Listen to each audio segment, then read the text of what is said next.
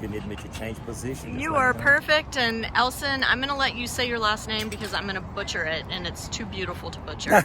Okay, yeah. People have a tendency to have a problem with my last name. Pronunciation is De Cantuaria. It's beautiful. Thank you.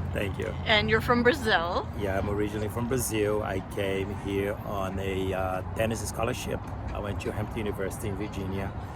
And after I graduated, I moved to California and decided to open the academy over here. And I've been here since 1996. Fantastic. And we're at Match Point Tennis Academy in Santa Ana, California. Yes, Match Point has been around Southern California since the year 2000. Great.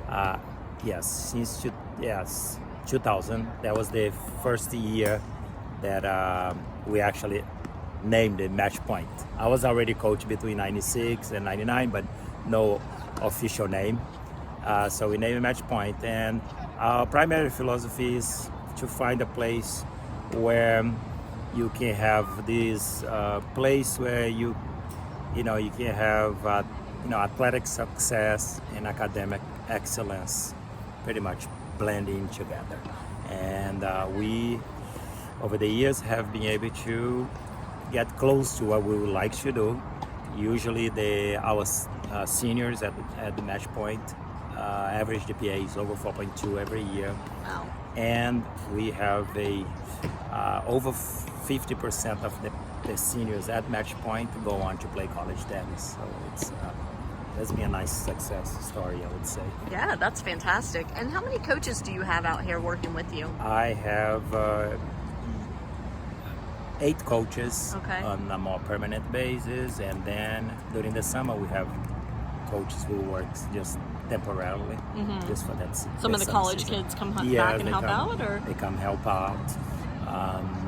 Sometimes the good thing is that because we usually produce a lot of good players, they come back to help out during the summer, which is very nice. That is nice. And how many courts do you have out here? We have 10 courts, 9 hard courts, and 1 red clay, which is the only one in the area. So we have a red clay that we can take a look at a bit. Oh, nice. I may have to come take a lesson from you. I've had 1 lesson in my whole life on red clay. It was disastrous. I was exhausted after about 2 minutes. Oh, it's nice. But I'd love to try it again. It's nice having the red clay because it's such a great tool to help the kids on that development. So most of the higher performance kids that we have here, they usually spend some time on the red clay. And the great thing is that we are building 2 more red clay in 2020. Nice. So by the end of the year, we're going to have 3 red clay, and we're going to start having a little more emphasis on having 1 red clay court junior academies. Love that. So you said the red clay is good for helping with their development. Specifically, what do the kids get from learning on red clay? First of all, the red clay, the points have a tendency to last longer.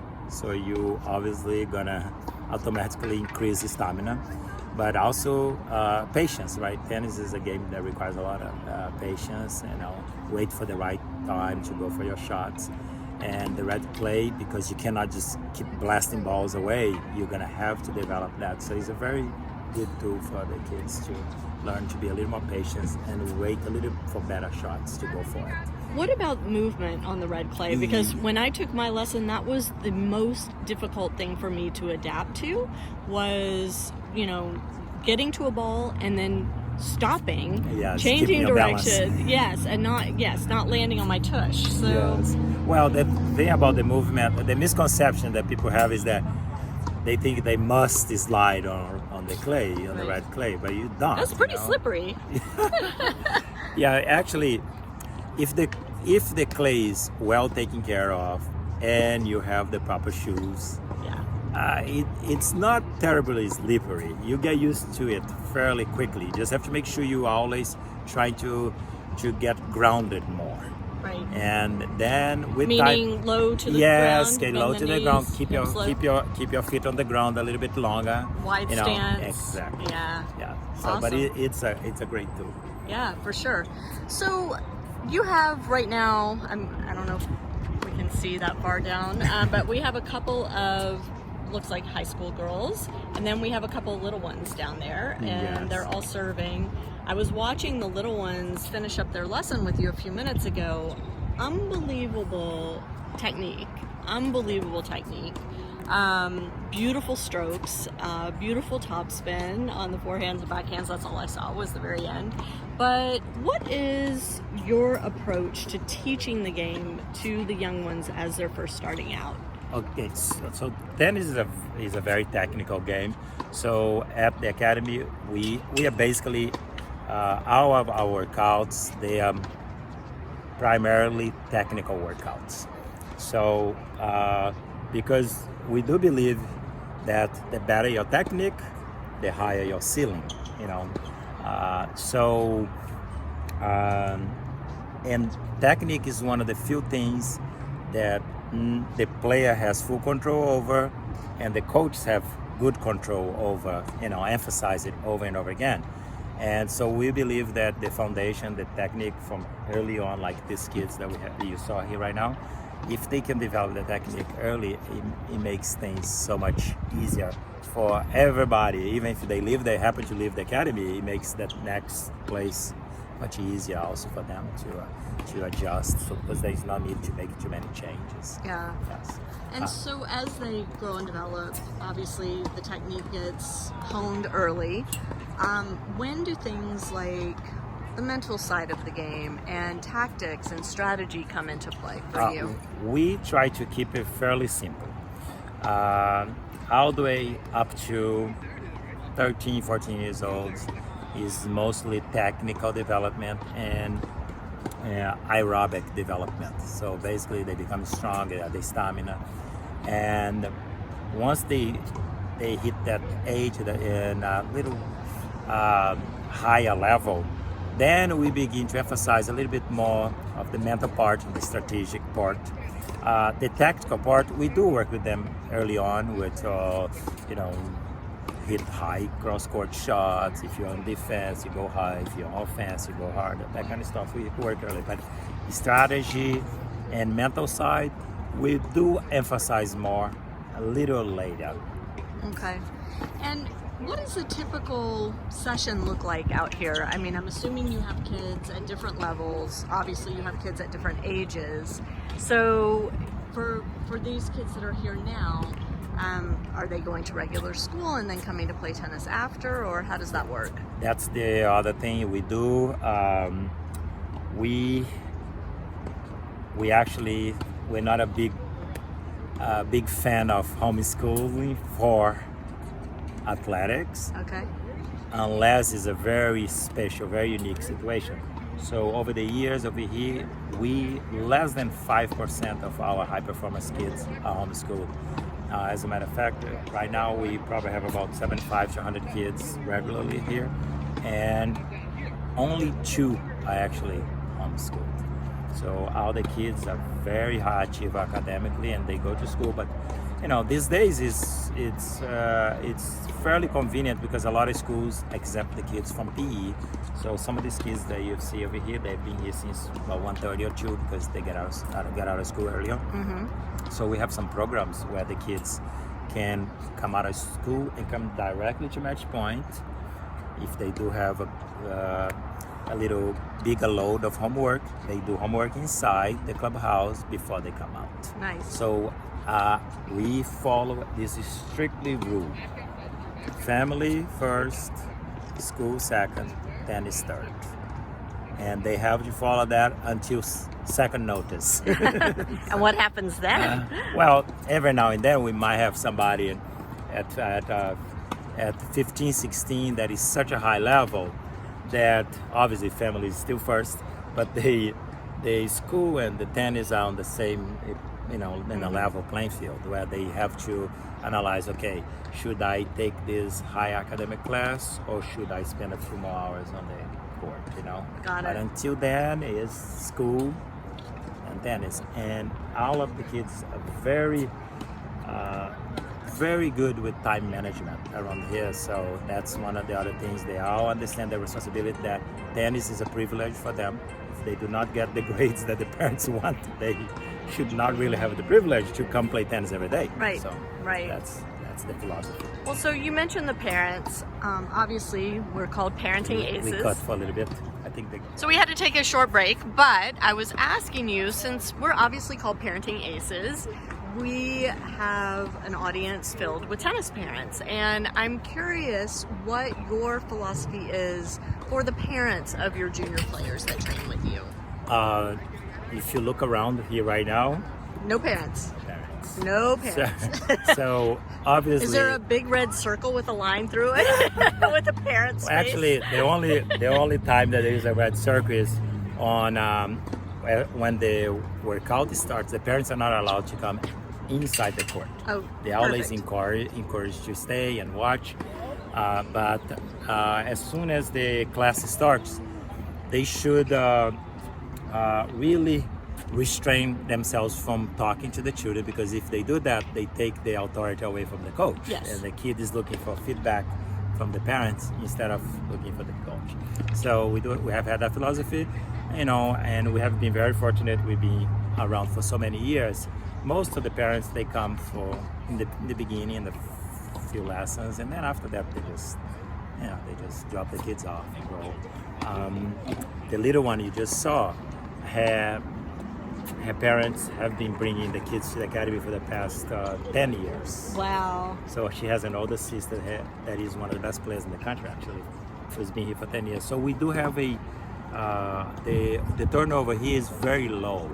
So most of the kids that you see around, they've been here, most of them stay here from 5 to 10 years. Wow. So the philosophy with the parents is you have to be involved, but you shouldn't get overly involved on the coaching aspect. Is when the kid leaves here, you should be involved. Make sure you check, make sure the kids give you feedback, how they feel about the coaches, or how they feel about themselves in progress, and make sure you're supporting the kids, taking them to the tournaments, because it's such a demanding sport. It's a very stressful sport. So if the parents can actually get less involved with the coaching, it takes a little bit of the stress away, so they can use all the energy, on the weekends. Yes. Yeah, for sure. And I mean, how do people find you? Because this isn't, it's not a big flashy place. It's very low key here, which I love. There are not a lot of signs out on the street promoting you. So, I mean, you've been in business for 25 plus years. So, is it word of mouth or? Everything is strictly word of mouth. I do happen to have a degree in marketing with emphasis in tennis management. Oh, there you go. How do you put that to use, Elson? Because that's a great degree for our players to have. I guess that's how we are able to retain the parents somehow. But I come from a family of tennis players. So 6 siblings play tennis. Wow. And we have tennis clubs in Brazil too.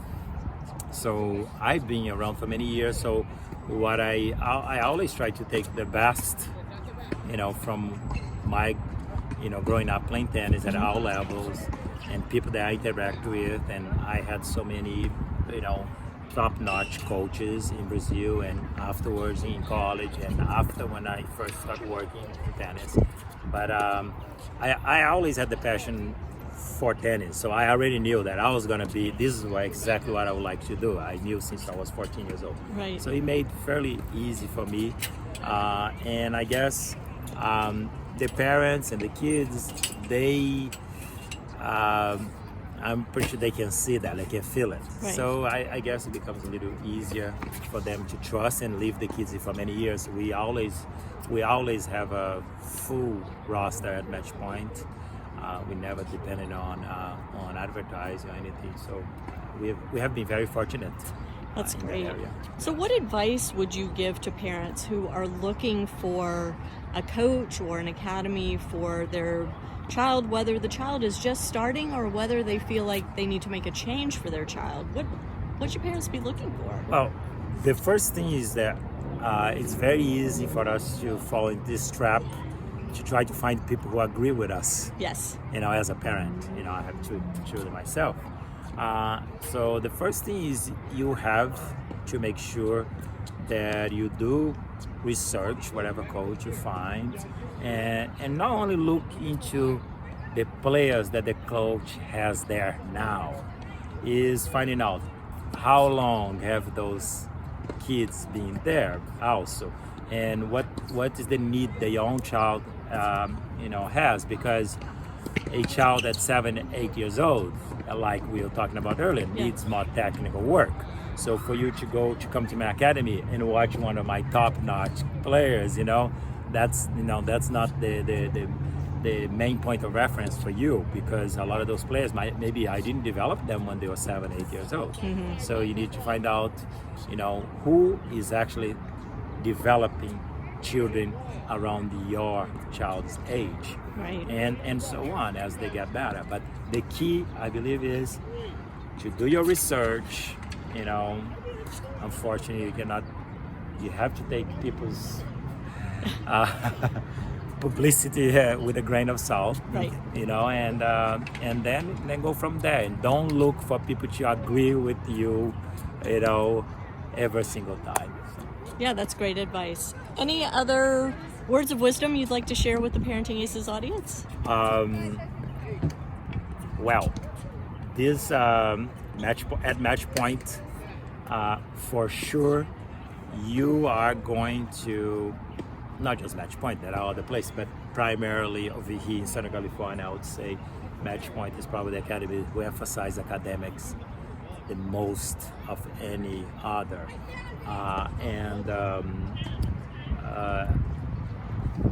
The kids are supposed to develop certain characteristics that are going to help them way beyond tennis, because it's very hard for the parents, sometimes even the coaches, I'm not even talking about the kids themselves, to accept the reality that a fraction of 1% of tennis population is going to get to play pro tennis. Right. Less than 5% are going to get to play college tennis, and out of those 5%, probably less than 2% are going to get full scholarships. So the odds are stacked against you from the beginning. So you cannot all of a sudden be stuck on tennis. So what we do here, and what I recommend for any parent, is to be very goal-oriented. You have short-term goals, medium range, and then long-term goals, and then you can have a dream. That's the ultimate thing. Being a professional tennis player for somebody at 11, 12, that's just nothing but a dream. So you shouldn't be, obviously you keep that dream there, but you set goals that are going to take you closer and closer to that dream, because when you are 16, 17, maybe the dream has become a goal now, instead of just a dream. Yeah, love that. Elson, thanks so much for chatting with You're us, welcome. and thanks for having me out. Okay, great.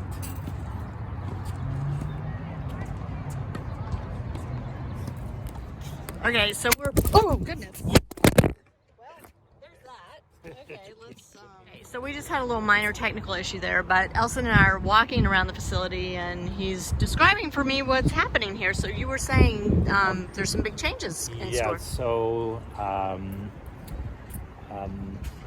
our plans right now for 2020, we're gonna have 2 new clay courts on the back, and between now and 2023, we're gonna have a stadium court right here in the Oh my middle. goodness. So we're gonna have to remove this building over here. Uh-huh. This is like a locker room and a little gym for the academy. Okay. I was gonna say I saw some kids stretching and doing some exercises out on the grass when I pulled out. They are doing some extra fitness. So we're gonna have by 2023. The club is going to consist of 6 hard courts on this side, and then another 6 courts on the other side, 3 hard and 3 red clay, and 1 stadium court right here in the middle. So 13 A hard court? Hard court. Nice. Exactly. So you've got this nice big parking lot here, which is very nice. And also, this is public land, but the city will, because we're gonna have the stadium court. From this point on, they will allow me to enclose the facility because we have to preserve this in the court. So we're gonna enclose the facility. We're gonna have a nice gate down there. It's still gonna be open to the public, but people cannot just cross in and out Got as it. they wish. You know. Will you hold events here, or do you already hold events here? We already hold some events. We have, I believe, off the top of my head, I believe we have 14 USTA events here. Okay. So Junior or all junior? 10 juniors and 4 adults. Nice. Yes. So our plan is to have at least 2 events a month. So probably about 20 to 24 events we're going to be having starting probably next year. That's awesome. And so if people want to get more information about the academy and about you and your other coaches, how do they find you? Word of mouth. They can pull up in the parking lot like I did. Well, actually, if you do search Matchpoint Tennis Academy, you are going to find a lot of information about the academy and about myself, and then you'll be able to contact us. But yes, normally 9 out of 10, students over here, they came through word of mouth. Yeah. So, Yeah. Awesome. yes. I can give a little history here. Of the Yeah. house, too. Yeah. Let's see. This is actually. It's so pretty. Hello, Jordan. Hi. Say hi to Parenting Aces. Hi. Coming out to train. It's a beautiful day. Yeah, it's so pretty. Yeah. That is so nice. Have a good practice. Thank you, you too. Straight A plus student. Yeah. Yes. Number 1 player for Villa Park High School. Oh, He's a nice. freshman, yeah. So when I first came here, this house. I'm trying to wasn't get the here. whole house in my shot. Yeah. I'm standing a little close, but So go ahead. this house wasn't here. The clubhouse was actually the little building, had a locker room, and had an office there. Okay. So there was no space for the kids to languish, to rest after still there was a grass, but Yeah. there was no indoor. So this is a historic home that was downtown Santa Ana. That it was at a location where they were planning to build a 37-story building. Wow. They couldn't destroy the house because it's historic, so they needed a place for it. So somebody, I had mentioned to them, we need a clubhouse. So somebody gave the idea, hey, why don't we take that house then? So they brought this house in 4 pieces over here. That's and it? we built it. Only 4? Yes, 4 big pieces. This is big. I don't know if y'all can tell. Yeah. I have the picture in the video. So, Okay. yes, and they painted green to remind you of Wimbledon. So maybe Love one it. day we have the house and a nice grass court here. Wouldn't that be fun? Yes. So And we've the got house is your from academy name on the door, Yes. lest you forget where you are. Thank you. Look at left. Okay. Oh, we have lots of people. And those are some of the kids who grew up at Match Point. I'm and glad went to the see my school. Bruins on the wall. Yes. We Very had a few impressive. Bruins. Very nice. So some of them do work here, some eat. Upstairs we also have a yoga room and some space. Awesome. We've got your wall of fame here. Love it. So tell me about Player Spotlight. How do they get up on this wall? Every month, usually, we pick a few players who had some outstanding results, or somebody who accomplished something for the first time. So they are happy when they get it on that wall. Absolutely. That's awesome. I love it. We've got TV monitors in the hall. Looks like highlighting some of the kids here as well. The players who Yep. have become parents themselves now. I love that. This is some of our developmental chart that we try to follow. Here we go. I'll hold on this for a second for those of you trying to read it, and I'll try to take a still of it to post with this as well. Very cool. Hello. And now we're walking straight through the house to the rest of the courts. This is some of the high performance kids. Okay. I only have three seniors who have been here for a while training. He goes to Mater Dei and he has been recruited by West Point. Oh my gosh. And she is going to be work on for Arizona State. Nice. And also the other one who just left, she has a commitment. She got a full scholarship for UC Davis. So all three players, seniors who are more serious, they're all gonna play college studies. Congratulations, So Coach. this- That's impressive. This year we are 100%. I love it. I love it.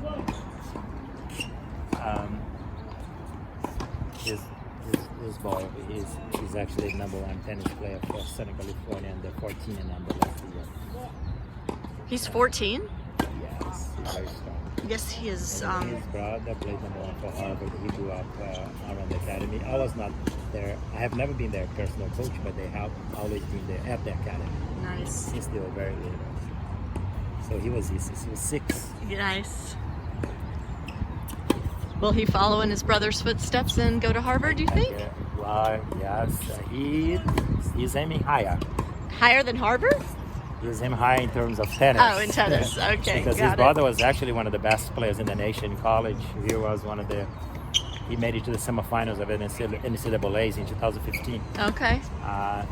But he's talking about that he would like to try to play pro tennis by the time he goes to college. So let's see if that's going to be, I believe he can do it. So, Is that something you encourage?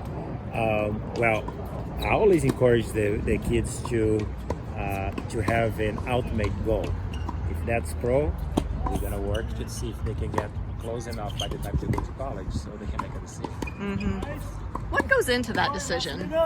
If somebody's contemplating turning pro or going to college, how do you help them figure out the right one? Your health, if you're injury free, and then money, because it is very I expensive. mean, you laugh, but yeah, it's a huge concern, It's right? a very big commitment, and because people who want to do it properly usually can spend in excess of $150,000 to $200,000 a year to be on the tour. So if you don't have a sponsor, somebody's gonna have to be covering that. Right. And in the beginning, most people are not gonna make that much money in prize money. So you need a lot of support, and also you have to take into consideration the fact that you could get hurt 6 months into it. After you're spending a lot of money. So the money is the biggest issue for most people. Interesting. I see the red clay. Not just a red clay, a beautiful red clay. A beautiful red clay. Oh, look at that. Wow. So I'm guessing that a lot of people have never seen a red clay court live and in person unless they have traveled to Europe or to South America. But it is a different animal for sure. Love it. So how come nobody's on it today? Today, actually, the coach who spends time with the high performance kids, he's not here today to work with them. Got it. But they'll be here a little later. some of the Okay. kids, yes. I love it. And that's where the other two are gonna go. Okay. This open space. Ah, right behind this Behind, fence. yes. All right. Behind those two courts. Yes. So let me just come this way and y'all can see, well, you can't really see. I'll see if I can't shoot through here. There's a big open space right through there where 2 more courts are going to be built. And he's got quick reflexes too. Well, Coach, this place is really beautiful. Well done. Congratulations to you. Thank you so much. Yeah. Thanks for the visit. Thank you for the visit. It's been a pleasure. Okay, pleasure is mine. Yeah, thanks.